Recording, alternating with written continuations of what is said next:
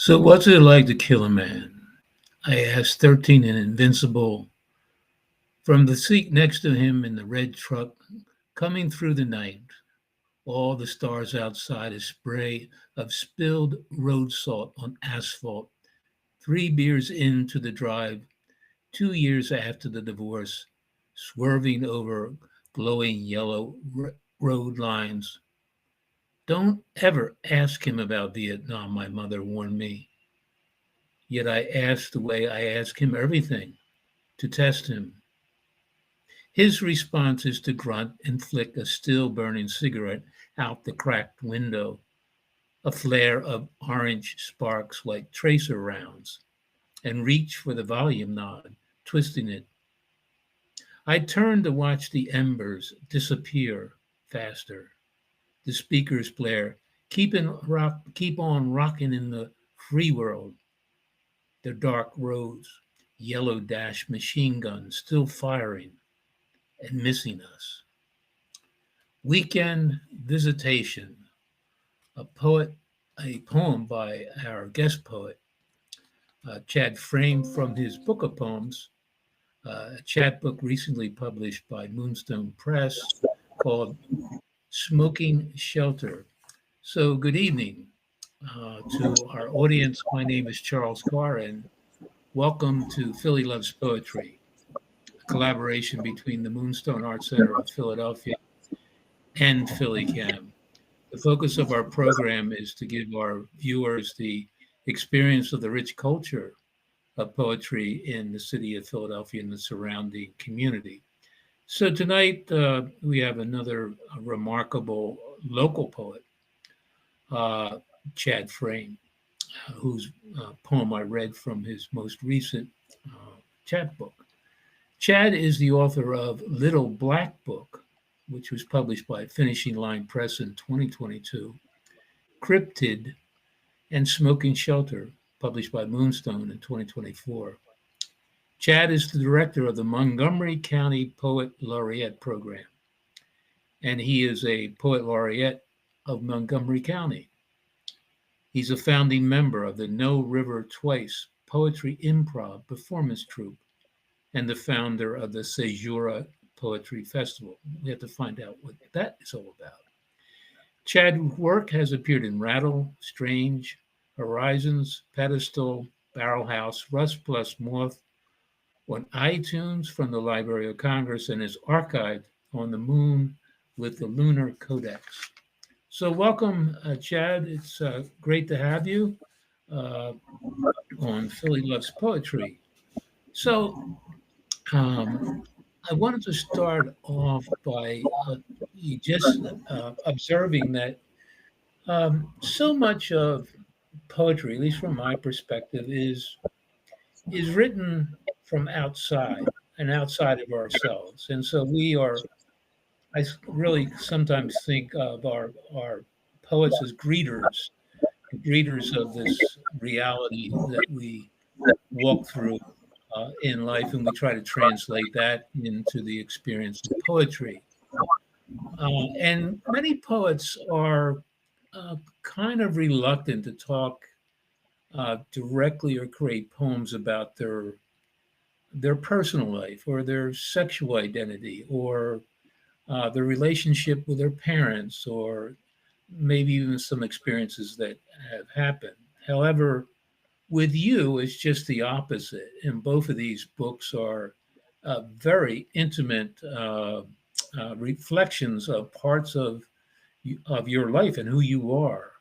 With the book Little Black Book, it's really like an archive of your experiences with the men in this black book, and all kinds of experiences. Some very serious, some somewhat humorous, and to the reader, some might be very surprising.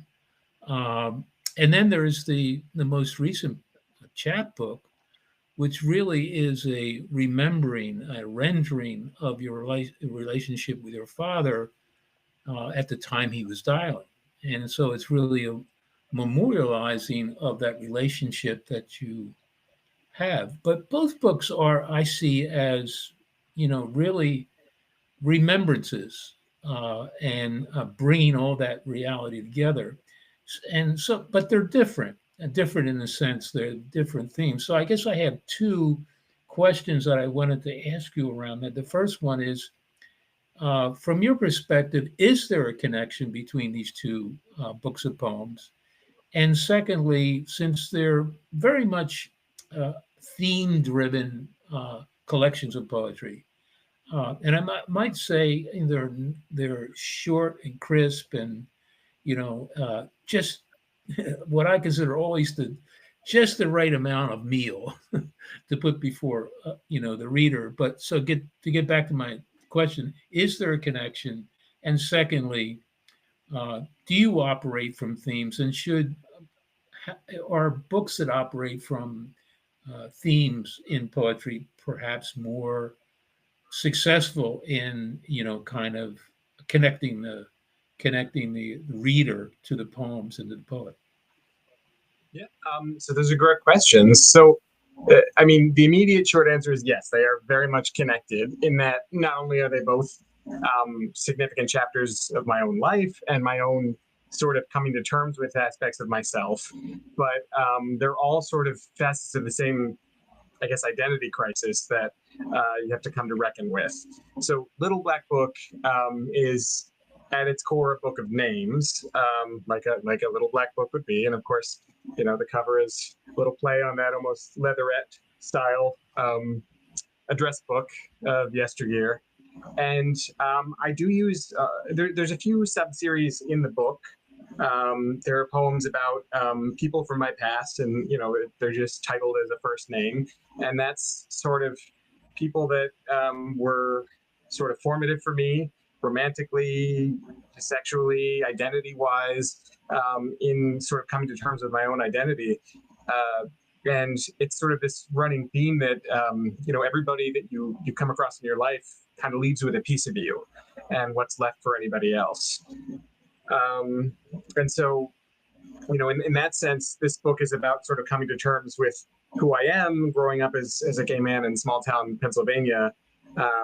Before it was really, it's certainly changed over the course of my lifetime to become more accepted. But there are a lot of things that set me back. I had an uncle who died of AIDS in 1990, and I was afraid that people were going to think the same thing would happen to me. So my own sort of coming out journey was delayed from that, and from a lot of the climate of what was happening. Matthew Shepard, which it's all addressed in the book. So I also talk about sort of tragic gay figures of history. A lot of old Hollywood figures who had to be in the closet, and even farther back in history, Alan Turing. Even back to Emperor Hadrian and Antinous, his lover. So I try to kind of talk about the whole arc of history as well as my own little chunk of it. But in that sense, yeah, it's a reckoning with the self in that book. Whereas Smoking Shelter, I tried to chronicle, my father's passing from terminal diagnosis through hospice and after his actual death. But it's also about a fraught relationship with a father. My father was an alcoholic Vietnam veteran, so there was always tension there. My parents divorced when I was young, so there was always a very strained relationship. And being a gay man too, and not really being able to tell him, especially since his youngest brother was the one who had died, there was always a distance there and a lot unsaid. So they really are kind of grappling with the same thing in that sense. And then talking about themes in general, I think absolutely. I think a book should have themes, should have a narrative arc. People love a story.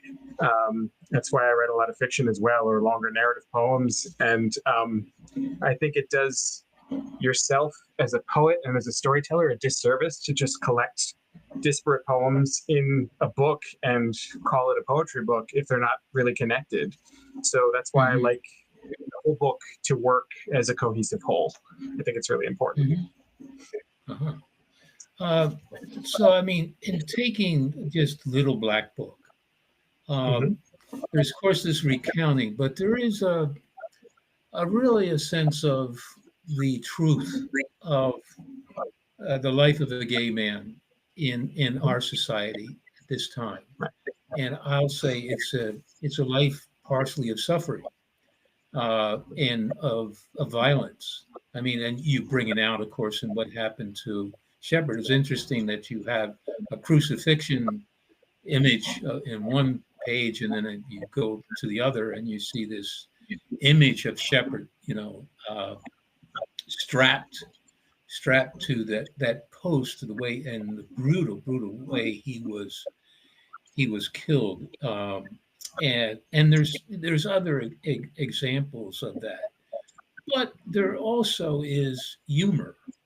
Mm-hmm. There are a humor. I think some of the things that you mentioned about what I would call these people that are, in Hollywood, and the life that they had to live, that we don't know about, but somehow, they ultimately come out, is wonderful. So there's surprises. There's this a sense of horror, and even in one poem, I said, it was so bold, because you were talking about, and how you rendered it was about a truck stop, Mm-hmm. and experience with a truck stop, but and way the poem started out, but then you were kind of rendering this individual what maybe he could have been, but he wasn't. Ultimately, it wasn't to you.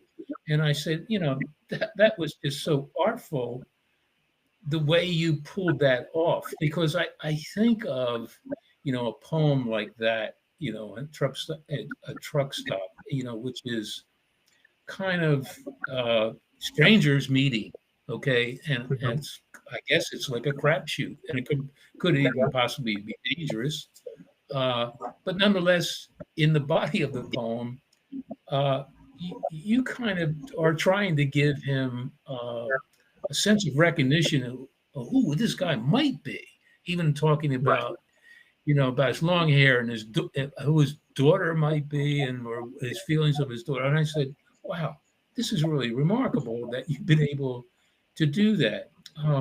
So the other question is something that you brought up, is this elegic quality Uh-huh. in your poems, in both books.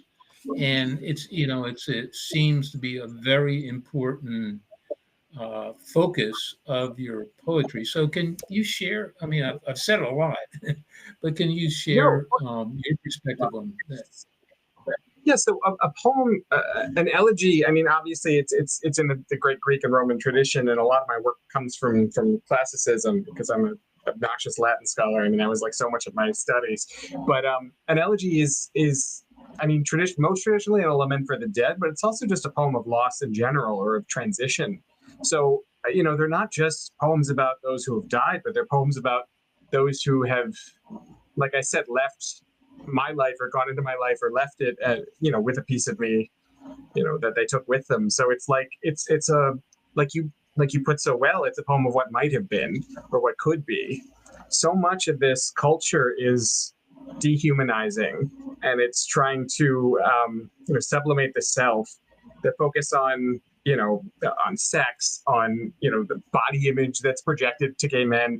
People don't even realize that it's sometimes as bad as it is to women, the way that images is given to gay men, and how we're sold this, I think, to almost to keep us in check. So it's an elegy for all of that. Both books, like I said, communicate through that loss and that longing for unrealized potential. So I think that's a theme that runs through a lot of my work. Even in fiction, Mhm. I like to focus on those things. But you mentioned about the humor. I don't know. I can never be entirely serious. Even when I am, I just have to have some element of the tragic comic in there as well, because I think that I think it humanizes things even more, because nothing is entirely I don't know. I deal with tragedy through comedy as well. So I kind of, Mhm. even through the sad poems about my father's death, I have to make little jokes as I go, because it keeps me sane. So, writing through that experience, I still had to joke about it a little bit.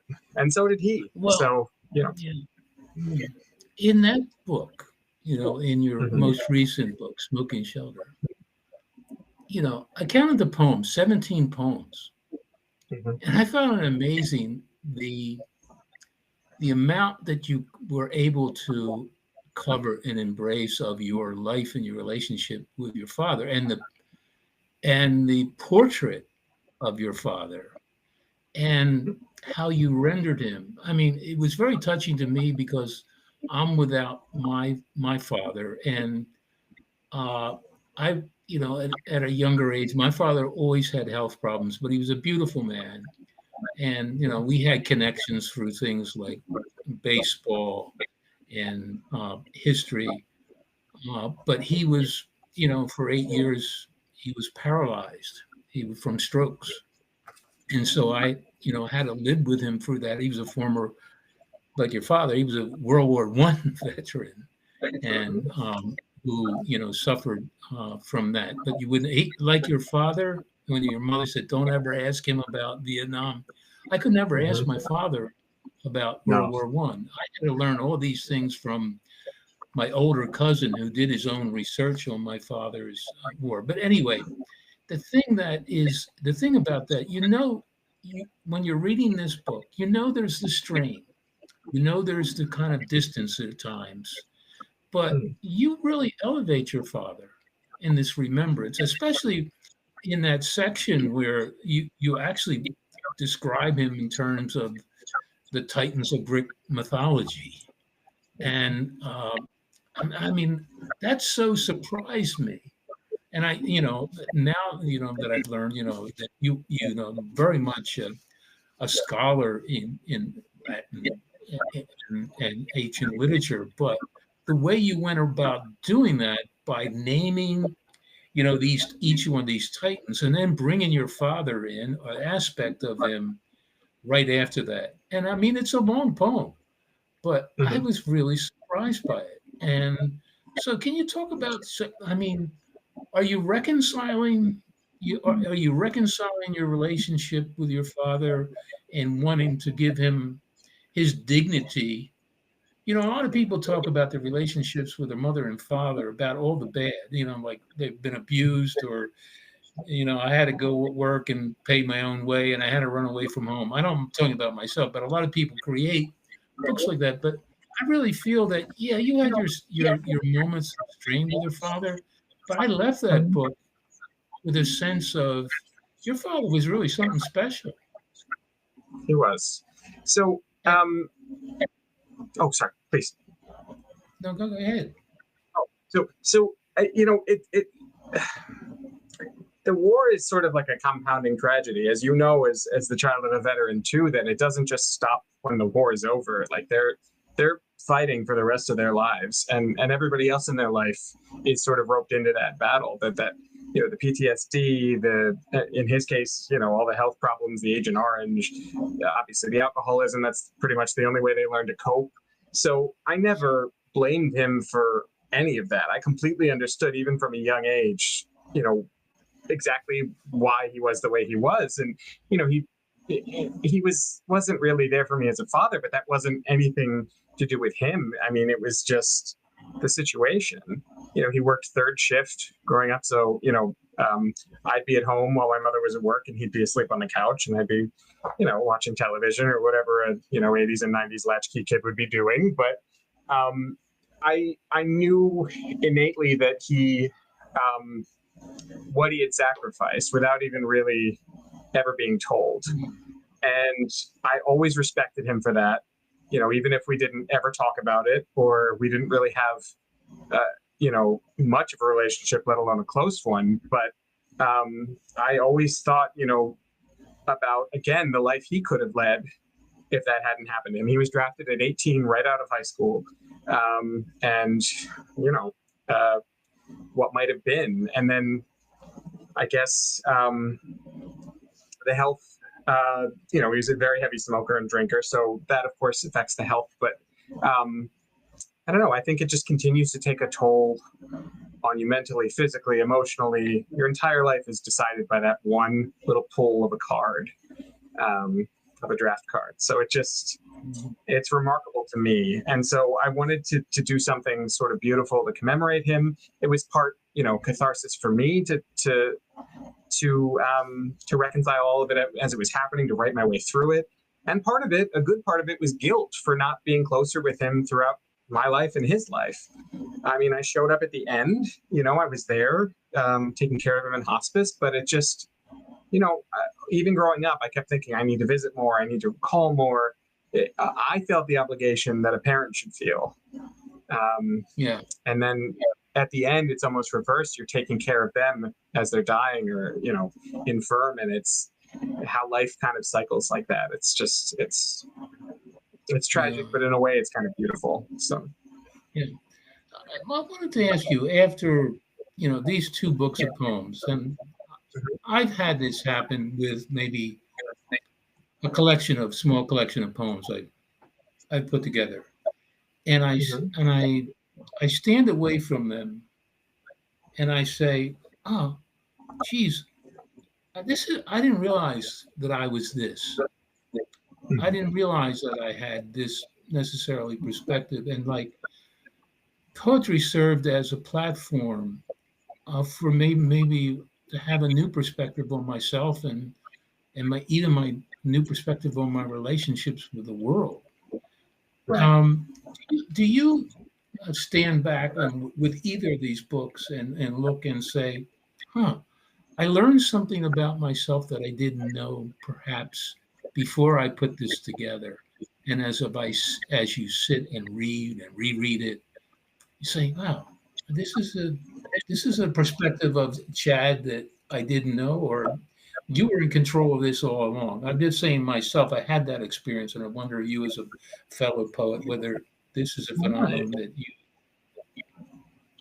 Well, I think it's definitely almost like a self-therapy technique to guide yourself through memories you might not have easily accessed or kept at the forefront of your mind. So I knew what I wanted these collections to be overall, just sort of thematically, narratively. I knew the story I wanted it to tell, and I knew kind of what I needed to do to get it there. But I think that the actual journey there, the different facets I would look at to do it were at times surprising. With Little Black Book, I obviously had my own experiences with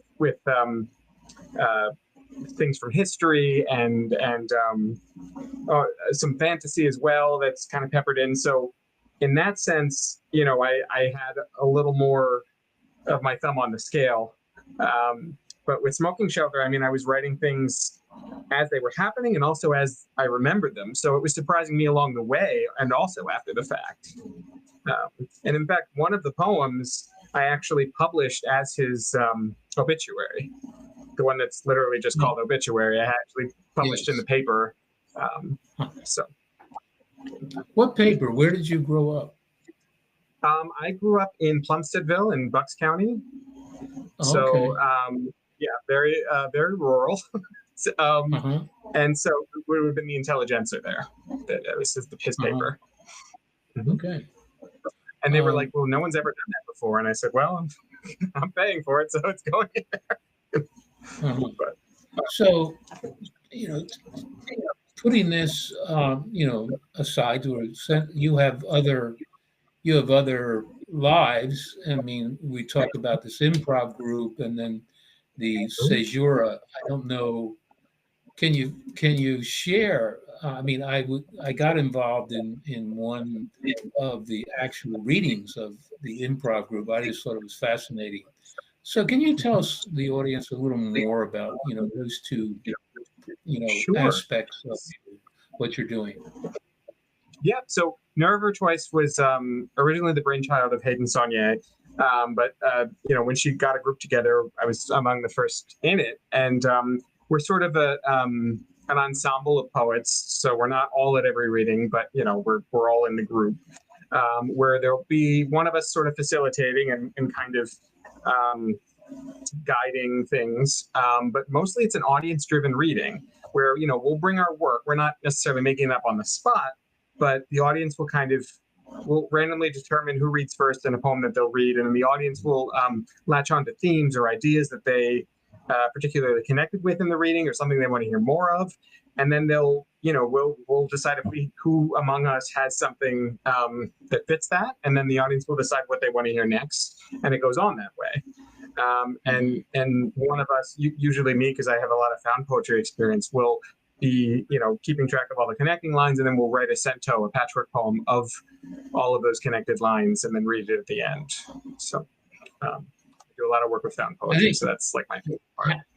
Yeah, having been in it, I think the wonderful part of it is the audience participation. Yes. And I don't know if you remember, but at the open reading, there was one guy, and I know who he is, and something in a poem I said, I think it was the one I had about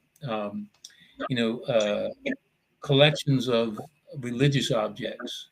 And so he sat there at the Fergie's and he wrote a little poem about it. So I'm not kind of touting myself, but I said, geez, that's the the really wonder of it, is that there's really deep participation of people sitting out there in it. And I think, also it's an inspiration. Well, obviously it was an inspiration to, let me write my own little perspective on this. So that's what I found just as wonderful, in doing that. That's kind of the philosophy about it, is that readings are so often, I don't want to go as far to say boring, but they can be, but they're not engaging, right? So there's that disconnect between audience and people. It's like a presentation that they just happen to be attending. But here it's a collaborative thing, and it gets people, interested and engaged. And poetry should be fun too. I mean, it's not just this ivory tower thing that people they should count themselves lucky to be in the audience for. So it should be collaborative. They should feel like they're part of it. And that's what invites new people to the craft. So well, there was a good turnout that night, and I imagine you get a good turnout when you have it, because people are really kind of taken with that. They're really interested. Plus the fact you have an open mic, and at the same time. So the other thing, as part of the bio I read about the Caesura Poetry Festival. Can you talk about that? Of course. So when I was named Poet Laureate in 2017, part of laureateship, just this is true of county level, the state level, the national level. Everyone has a service project. So mine was to start this poetry festival. So that's what I did. And we first ran it in person. It was for the first few years. And then we had to obviously go virtual during the pandemic, but we kept going with it. We're on a slight hiatus, just, trying to get all of the organization and the funding together. But we've been going since that first year. So we will likely be having it again in October, and details will emerge, but it's multiple days of workshops, readings. I try to pepper in as much as possible for it, and I try to keep the price affordable and to get have it be available to as many people as possible. But it's a full festival. Notable workshop hosts from all over the country. So besides being a poet and scholar, you also, like this past weekend, you were a moderator, instructor, workshop leader for the Rosemont poetry event. Can you talk a little about that and what is the focus of that? Sure. So they do a summer writing retreat. So it's, again, very intensive workshops and classes over. There's a weekend version and a week-long version. So I taught the weekend version. But whenever I teach, and I do teach workshops for River Heron Review online as well, I like to teach something I don't see being taught. So I have a series of courses that I do. I do one on found poetry. So I collect all of found forms from, erasure and blackout to cento to even collage work. So I have a whole unit of study on that. I also do, I teach honing the poetic voice, which is talking about actual reading techniques and performative techniques, as well as, the more abstract tone and aspects of voice. And then I also am about to be teaching a new class on narrative, where I'm talking about when poets write prose and vice versa, and how the two can communicate with one another, and what you can learn by being an agile writer who writes across various genres. So it's my opinion that a writer should write everything and really just try to hand in everything. So. Fascinating. So this has been a fascinating conversation. Of course, there's never enough time to kind of explore all the aspects of my guest poet, but I think that you get a pretty wonderful rendering of that, and I hope people will, buy your books. And I think we have images of them if people want to. Moonstone, of course, is the most recent publisher, so you can go to the Moonstone website, and they have a virtual library, and you go in there and you can purchase Smoking Shelter. It's a wonderful, wonderful book.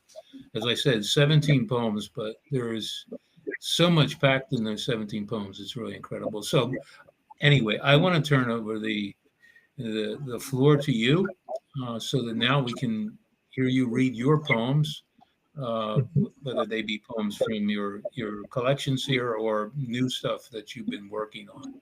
So yes, the floor is yours. Thank you. So I'm going to start with some things from Little Black Book. Christopher. What the hell, you ask, flushed and flustered, spitting the worst words you know. The hell of the school bus lurching to a stop on my street, the red flashing lights we pretend are lasers firing from our yellow tank. The hell of the quiet between whatever third grade boys chatter on their ride home, sitting together. The hell of my leaning in for a sudden peck against your pink lips, an impulse I can't resist or explain. The hell I'm going to be living in for years before I can even begin to answer that question.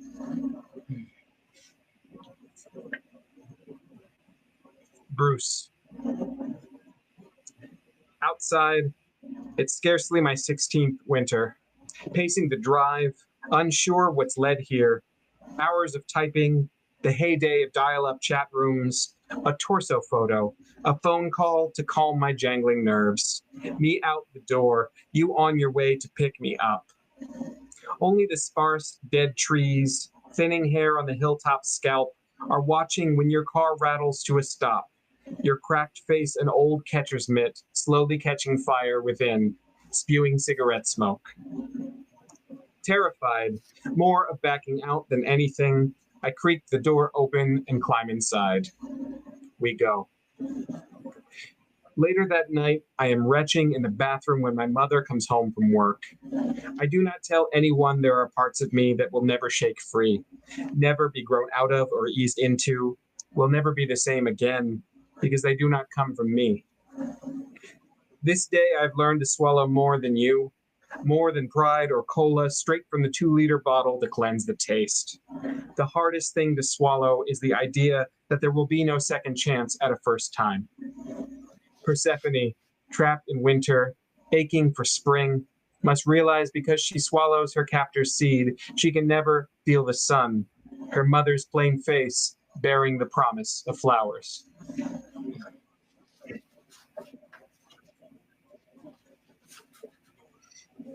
John. The creak of the seesaw in July darkness.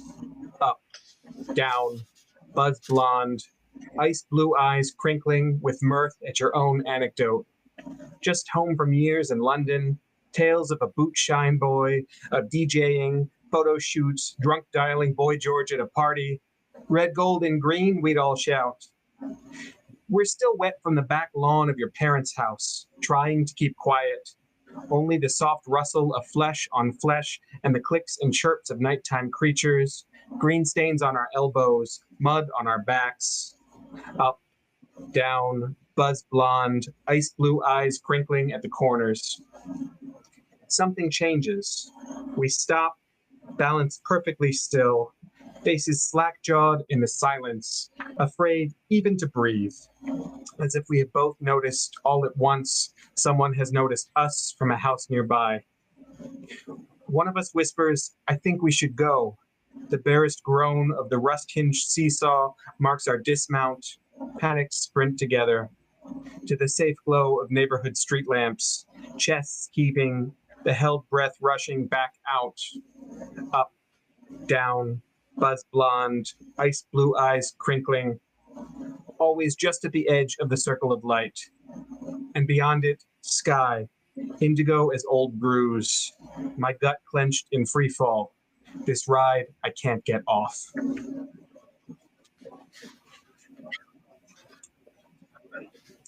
This is one of the handkerchief poems. So these are harken to 1970s era handkerchief code, where what was worn in the back pocket, the color and style of which would indicate what a man was looking for. Tattered handkerchief, left pocket.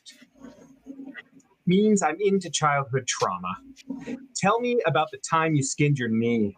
Skin it back and forth, handcuffing gingerly, big wheel idling alone. Show me on the doll where they cut you, where the base of your pain grows proud from its mound, desperate to root anywhere else. I like to think that loss is more than flesh wounds, more than the people who scrape against our lives, each taking one of our finite layers in their passing. And we are docked more than a flap of skin for this lesson, that what bears itself, red and shining to the hungry open air, cannot ever be covered up again. Right pocket. I want to let you lie on top of me, still as sediment, wait for the motion of the earth grinding deep into itself, or the earth spinning like a desk globe slapped over and over by a bored schoolboy, or the earth whipping around its orbit like the same child beating a tetherball, or the earth hurtling through the vast blackness like that child flying, legs up, on his bike over asphalt at night, spurred by the thought that the road continues unseen ahead, and that shapes, resolving in their passing, are unable to stop him from putting his feet back on the pedals and pumping.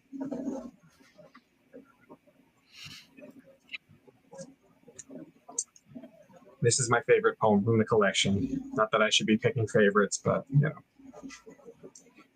Richard Pryor slept with Marlon Brando. Pryor's widow confirms.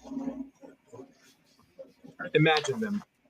Marlon, all sexed and smooth-bodied, claims a bar stool, calls for Stella, Artois in its slim neck and foam-shawled flute.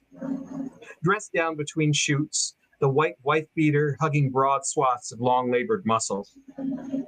Richard is hunched 3 stools down, nursing gin, his tawny lips wet with juniper tang, the folded blue brim of a baseball cap shading his face, drumming spindly fingers on the polished bar, noting where they stick. Marlin glides over with the easy grace of predatory fish, and his rough hand is on Richard's knee, bold yet casual, as if it has always been there, always would be there. Perhaps there are words exchanged. Perhaps some things transcend language. What moves Richard from stiff-backed surprise to stumbling, hand in hand, down a long hotel hallway with Marlin's sandpapery chin brushing the nape of his neck? It doesn't matter.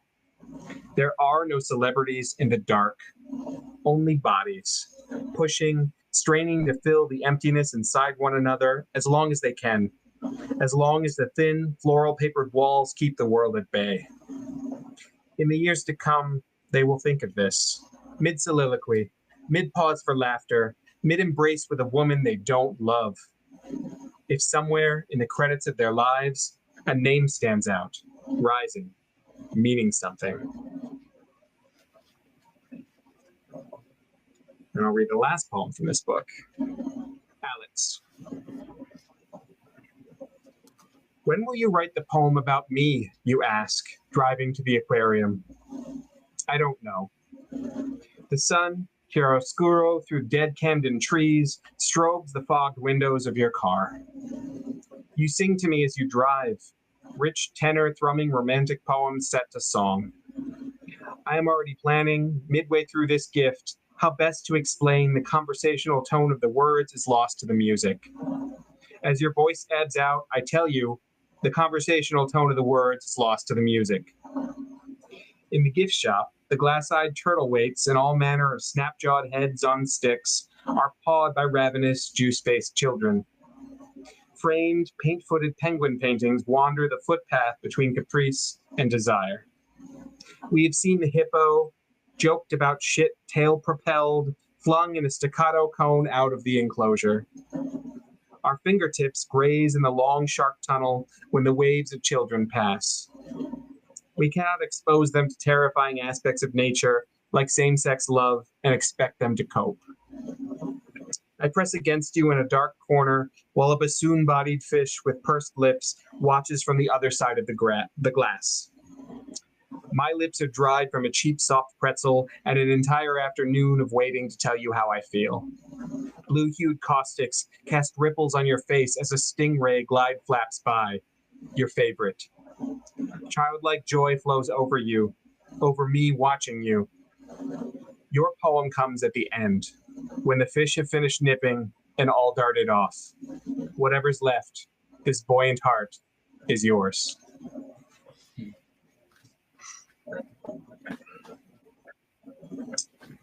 And I'll read some of Smoking Shelter.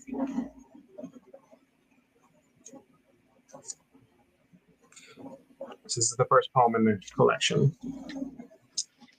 And it was the original title of the collection, but you'll see why I changed it. Expiration date.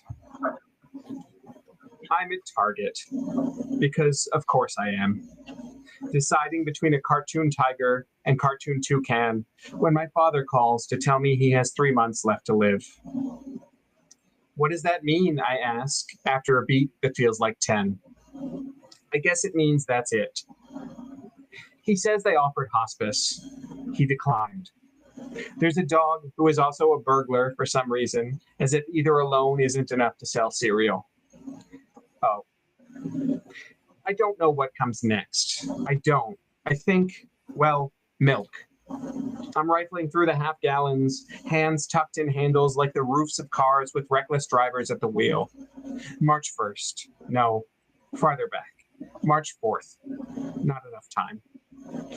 I do the math in my head and realize it will be just at the edge of summer when I'll clear out the tiny smoke-choked house I grew up in. When I'll scoop the shaking 3-pound chihuahua with the bulging eyes into my arms. Try to murmur something reassuring. I guess that's it. I guess you're mine now. When I'll dump drawers full of Argyle socks into a black trash bag bound for Salvation Army. Ironic that the drafted 18 and the petals of shrapnel fan around his rosebud heart that kept him from getting an MRI, that kept us from knowing how sick he was, were far from salvation. Tracy Chapman sings, "You've got a fast car in my pocket," tinny and muffled. He's calling again. I'm at the checkout. The regular beats of items sliding over the scanner sound like a heart machine, tall green spikes that will soon smooth into planes. And tonight, after I clank an empty bowl and spoon into the sink, getting ready for bed will be like slowly dying, passing through every room of the house, one by one, flipping all the switches, and in the dark, sliding into white sheets and lying still.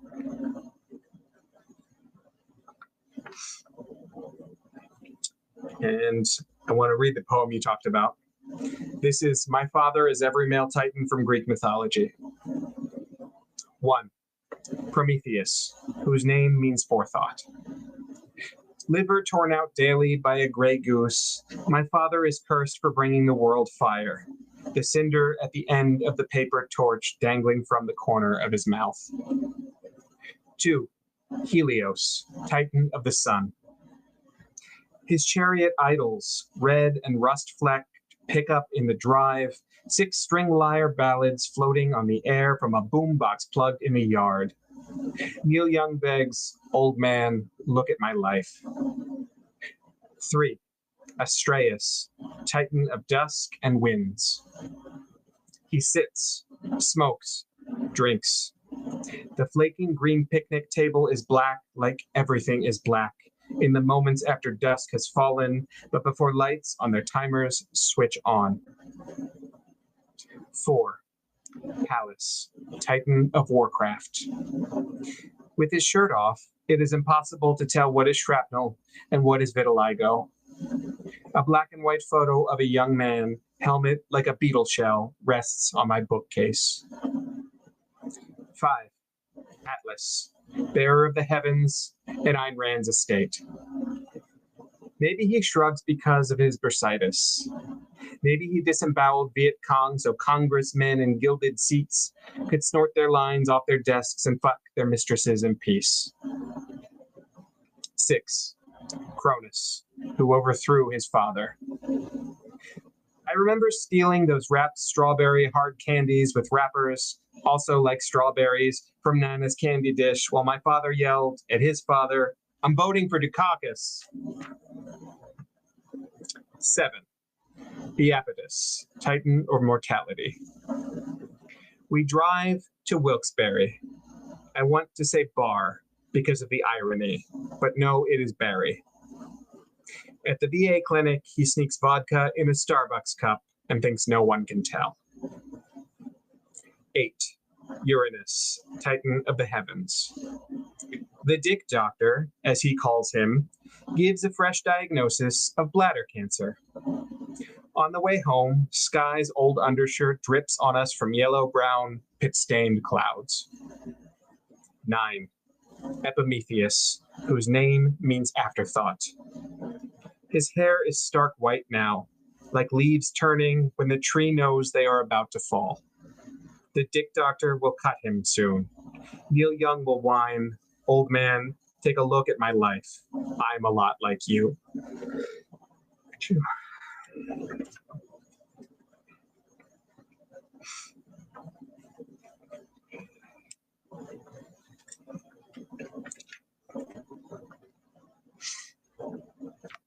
Wisdom. The doctors for his palliative care review options in a small room reserved for this at the end of the hall. But I stare past them at the painting on the wall of a flaking farmhouse, a drab grass field, an overturned white rowboat. Basically, Wyatt's Christina's world if Christina were an overturned white rowboat. Okay, I hear someone say, and realize it's me. We return to tell my father, wired to the bed, gaunt as picked chicken breast, arm raised, rattling chains from a hoist above him like some Dickensian ghost. A beep sounds, insistent, of something being released in his bloodstream. He flips it off, finger shaking like a baby bird, and grumbles, "Blow it out your ass," voice heavy with phlegm and pain. "We're going to move you," I say. I hold his hand as nurses wheel the bed through the halls to his final apartment. And he tells me a story. Or maybe it's the morphine telling me a story. Either way, an old plumber he met once gave him 3 pieces of advice. Shit stinks. And I smile at this, long ago immune to the mingled stench of bile and bowels from colon cancer. Water flows downhill. He pauses, drawn face twisting in a wince. And the third thing, I prompt, when it passes? "Don't bite your fingernails," he says, eyes closed. My other hand quickly drops from my mouth to my side, fingertips still sore and wet. "Wise man," I say, giving his hand a squeeze.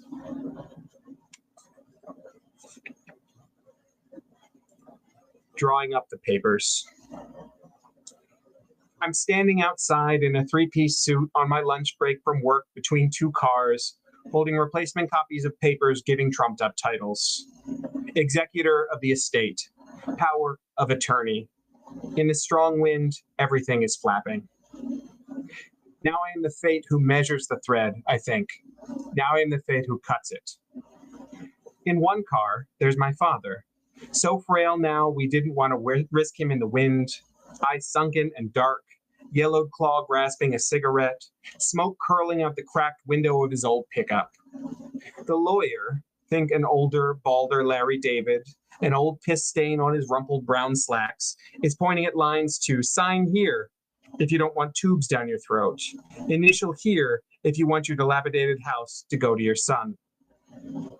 The lawyer's old wife has doddered out in her off-pink pantsuit and sits in my car to the right of me, stamping whatever I pass through the cracked window with a notary seal.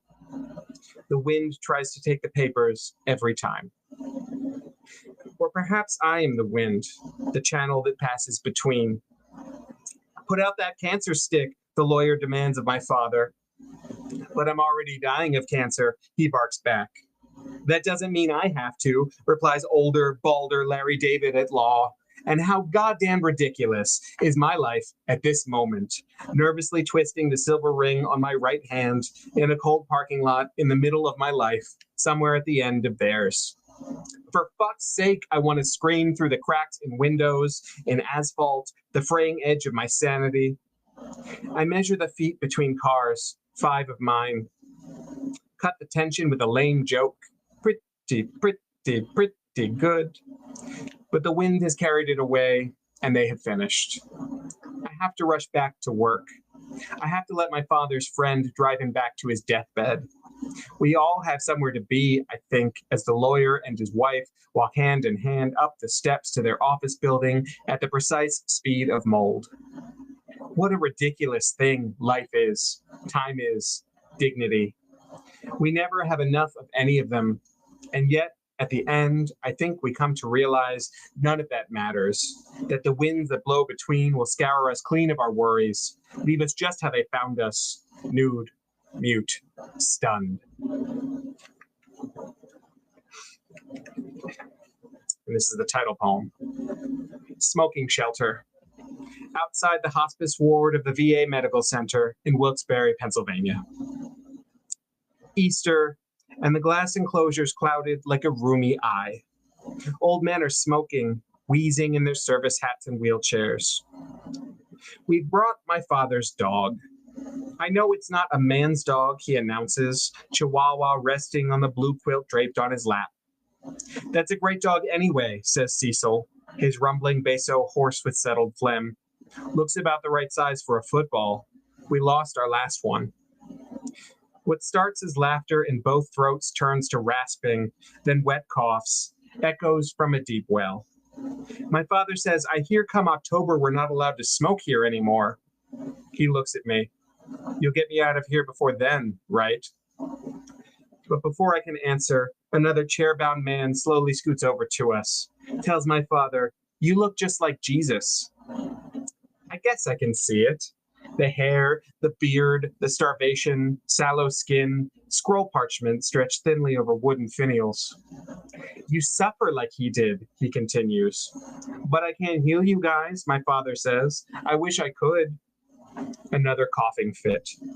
You need something? My mother asks, reaching in her purse. Yeah, he says, wiping his mouth with a trembling hand. An end-it-all pill. I wonder, what will be your last pleasure? A parking lot view, a few puffs, warm breeze, smelling secondhand gas station chicken. He is risen, and I realize each thing opens at its own pace. Our hearts, the first spring blooms, church-bound women in yellow hats. And the last one from this book I'll do is, actually, I'll do 2 more. Feeding my father pudding while watching Bonanza. All any relationship boils down to is, are you willing to do this for me or aren't you? Haas and tapioca and what remains of your life all balanced precariously on a plastic spoon. Every week, the grown Cartwright boys learn another life lesson from their father, who has seen some things in his day, who knows better. And maybe all death really is gradual unlearning, the pudding crusting in your beard like infant spit up. I had driven 200 miles each day for 2 weeks to be here to watch old shows, nurses prodding, your chest rising, falling, but these are the distances that matter. Spoon to mouth, screen to face, son to father, father to grave. Your 1,000-yard stares fixed vaguely on the wall-armed television, where Michael Landon is falling in love with Bonnie Bedelia, and we know, half-century-old spoiler, that Haas dies off screen because Dan Blocker dies off screen from botched surgery. But it is enough to know the twangy theme is still playing, galloping into and out of the room, even when the spoon scrapes an empty cup, even when we pull the sheets all the way up. And this is the last one I'll read. Harmonica Man. And this is significant to me because this is when somebody sat me down and actually explained what happens when a person dies. And in a way, it was almost beautiful, so I had to write about it. Harmonica Man. The night nurse, the no-nonsense one in green, sits me down to explain what to expect at the very end. First, belly breaths, quick and gasping, then stopping just long enough that I'll think he's finished before starting up again like a stalled motor. Mottled skin, purpling at the edges like twilight as his warmth retreats to the inner keep. Then, visions of all kinds, forgetfulness, confusion, agitation. She tells me the body can still hear for 10 minutes after a person dies. I'm terrified of this, though I have no idea why. Later, when I've kicked the scratchy blanket off the tiny hospice sofa, have tired of staring out the bleary-eyed window at the rain-darkened parking lot, his voice comes to me, small and childlike, hoarse as wind through a bed of dried leaves. Is he here yet? I blink, not sure if this is meant for me. I hurry to his bedside. Is who here? His eyes are open. They have been for days. Tell him I got a new harmonica. I don't hesitate. Don't let the quaver leak into my voice. I will, I reply. I promise. I'm going to tell everyone.